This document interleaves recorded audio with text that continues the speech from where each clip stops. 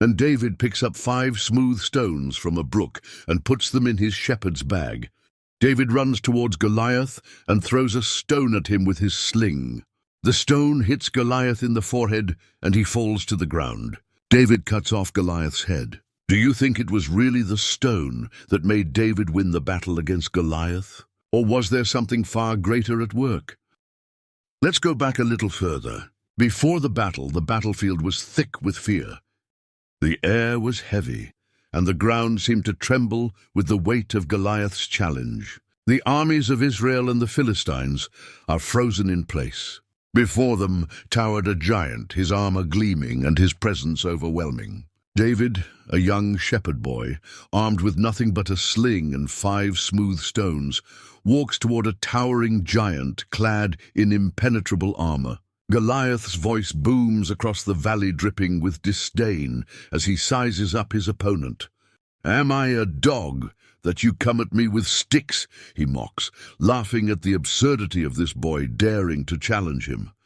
"Come here, and I'll give your flesh to the birds and the wild animals." But David doesn't flinch and speaks words that cut through the tension like a sword. "You are coming against me with sword, spear, and javelin.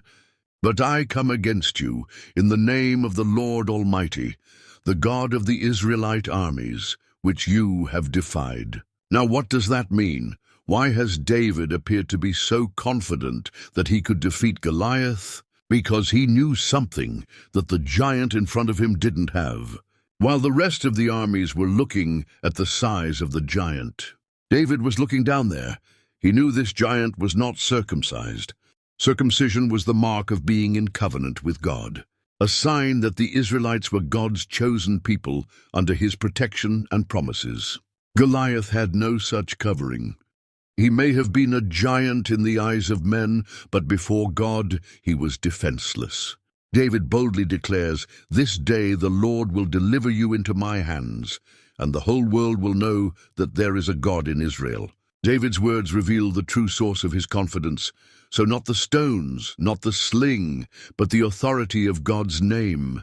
When he ran toward Goliath and released that stone, it was the power of God behind him, fulfilling a victory that was sealed long before the battle began. So you see, when you change your perspective, your action changes. You're now taking the offense and not the defense. In life we have many giants. We cannot avoid them. But when we change our mindset, when we trust God, your battle flips as God says, "My child."